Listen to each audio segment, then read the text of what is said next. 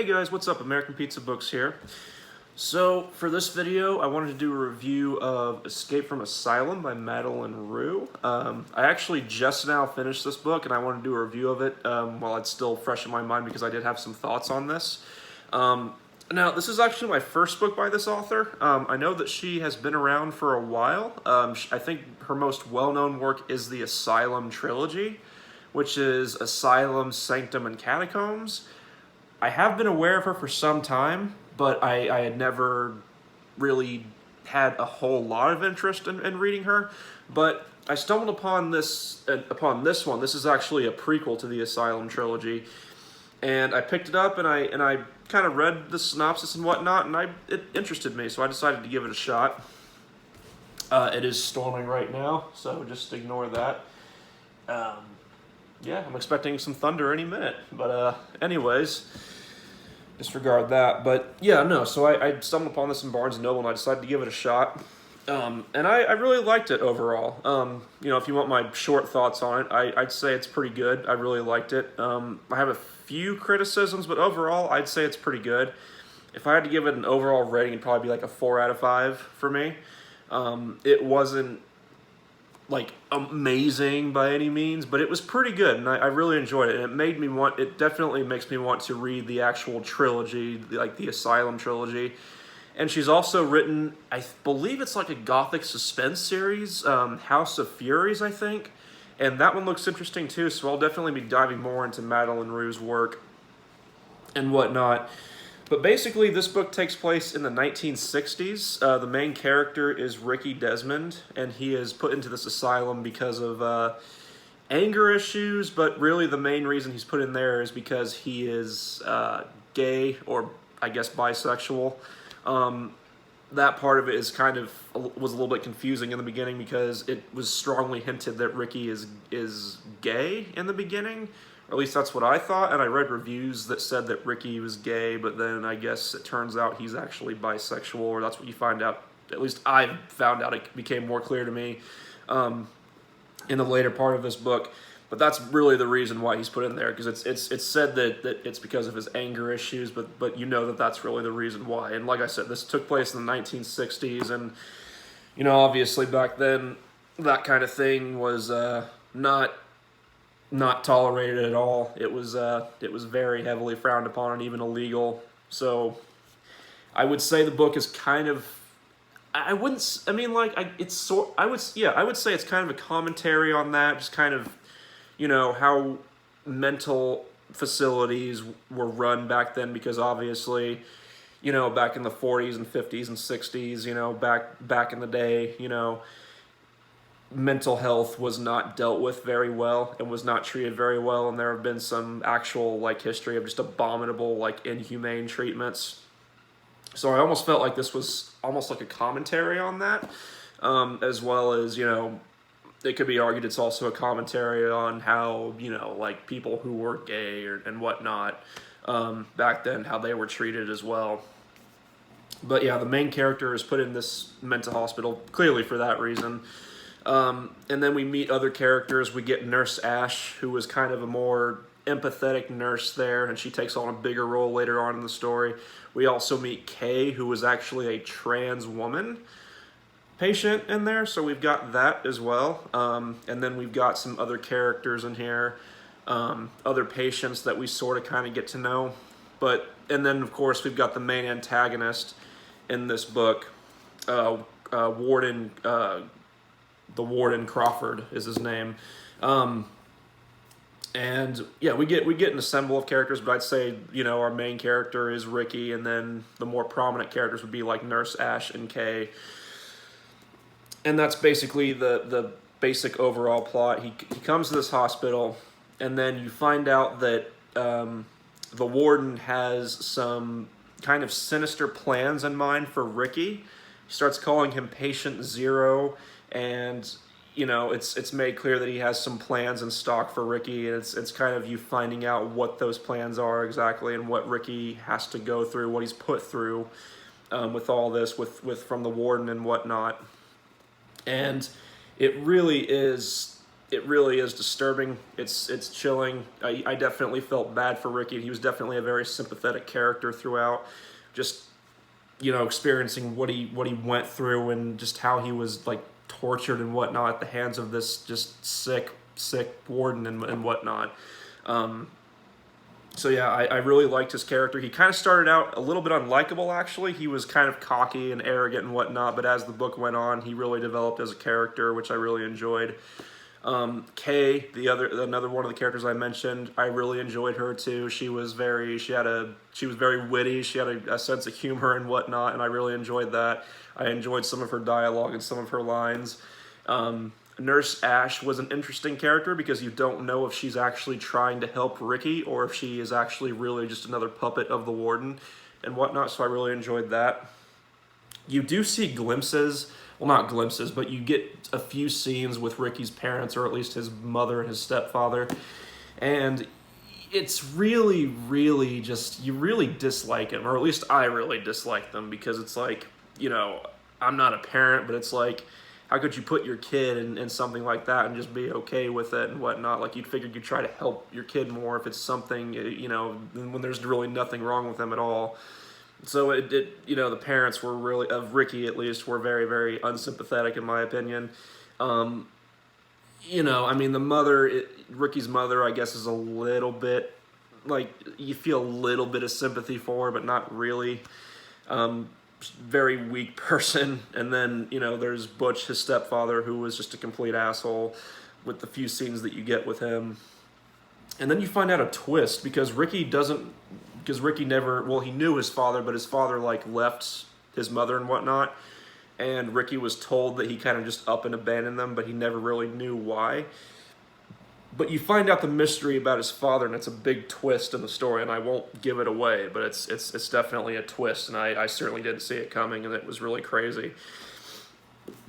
So yeah, I would say that, the characters I really enjoyed. The pacing was really good. There was never like a slow moment or like a slow or unimportant or dull moment in this book. It definitely moves along. The pacing is very, very smooth. If you really put yourself to it, you can probably finish this in like a day or two. I'm a really slow reader, and I read multiple things at the same time, so it took me, I started reading this on Halloween, actually, and I'm just now finishing it, but that's because, again, I read multiple things at the same time, and I am a very slow reader, so it took me that long, but like I said, if you put yourself to it, you could probably finish this in like a day or two. And, the writing I thought was good. I'm not, and like I've said in many of my other reviews, I'm not looking for like pretty, like, over-the-top writing and whatnot. Like, as long as it is transporting me and serving as a good medium for the story, as long as I feel like I'm actually in the story and experiencing it with the characters, then the writing is doing a good job, in my opinion. I don't know if I mentioned this or not. This is a young adult, so the writing isn't going to be like, overly like, complex and whatnot. It is going to be a bit, usually it's going to be a bit more simple and whatnot. But no, I thought the writing was good. It did its job, and I definitely feel like I was there with the characters. And even though this is young adult, don't let that scare you away. I feel like this is a book that people of all ages can enjoy. I forgot this, at times I forgot this was even young adult, because it was so dark and just, it dealt with a lot of real issues, a lot of past real issues and whatnot. And at times I forgot that I was even reading a book that is young adult, so don't let that scare you off from like reading this and whatnot. And it's young adult horror. You don't really see a lot of young adult horror. Like, it's usually with young adults like fantasy or, dystopia or whatnot, but it's actually young adult horror. And it's kind of interesting. You don't see that a lot in the young adult sphere and everything like that. And let's see. Yeah, overall I really enjoyed it. The pacing was good. Like I said, the pacing was good. The writing did its job. The characters I really enjoyed and I thought were pretty good. The antagonist, sometimes one of the biggest issues that I have with the story, whether it's a horror story or a fantasy or something like that, is the antagonist. Sometimes the antagonist can come off as just being evil for the sake of being evil and whatnot. But the antagonist in this didn't come off that way. He's very, very... I would be interested to read a book about him and whatnot, and how he came to be. He is definitely a very, very creepy, chilling, intimidating antagonist. just the depths that he's willing to go with these experiments and whatnot. It's sick. And towards the end of this book, I won't say what it is, but there is something that happens when Ricky is leaving the hospital. There is a scene with the warden's brother and his nephew, and what happens, or what is said at least in that scene, tells you what's going to happen, and it's just like, oh, this guy is sick. This is just repulsive, disgusting, and whatnot. And it really left me just shaking my head and being like, this guy is a son of a bitch. So I mean, you really, really just hate him, and that's good. Like that's what what you should. You should hate the antagonist. Like it's good to have an interesting antagonist, and even maybe sometimes a sympathetic one. But you care about it, and you care enough to really hate the antagonist. And I really, really just such a creepy, just disgusting bastard and whatnot. He was interesting, but still, like it just you hated him for what he put Ricky through and what he put so many other people through and whatnot. And you get instances of there is a character in here who gets a lobotomy and whatnot. So, like I said, even though it is a young adult, it is very, very, very dark. It's not extremely, extremely graphic, but there are a few slightly graphic scenes here and there. So, I mean, yeah, it's very good. Even if it's young adult, like I said, I think people of all ages can enjoy it.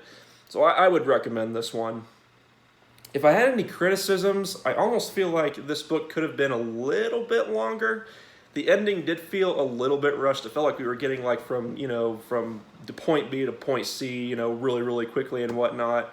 We got to the climax and we got to the falling action, and then we got really quickly to the resolution. And it felt a little bit too quick. I wanted to get more scenes with Ricky and his mother, and how he sort of dealt with that, because obviously he holds a lot of resentment towards his mother, and I mean, kind of rightfully so in my opinion for his circumstances in this book.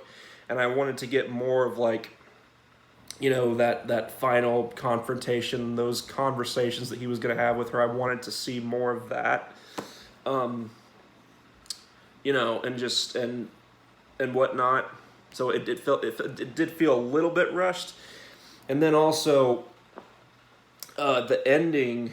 So there's Ricky and Kay, and it's implied with the end that they end up becoming a couple, which to me felt a little bit forced. It felt a little bit contrived, because this whole time I didn't really feel like Ricky and Kay, like what was between them. I didn't feel like it was really romantic in any sense. I didn't really feel that it was like a romantic relationship. I honestly saw it as kind of just like a platonic relationship. Maybe a relationship just born out of the fact that they both had to go through this fucked up shit and whatnot. That's what it felt more like to me. It didn't really feel like an actual romantic, relationship. And maybe this was just me. Maybe this is just me talking, but I felt like, throughout a lot of the book, it was implied that Ricky had like I know that at the end well, not in the end, but like as you get further and further along in the book, you find out that Ricky is bisexual. He's not just gay, but it is, to me at least, I interpret it as him having a stronger preference for guys. So that also was just it was a little bit weird to me. Like it came off again as a little bit contrived. I certainly enjoyed like the banter between them, and I enjoyed their friendship. It's not that I didn't enjoy that.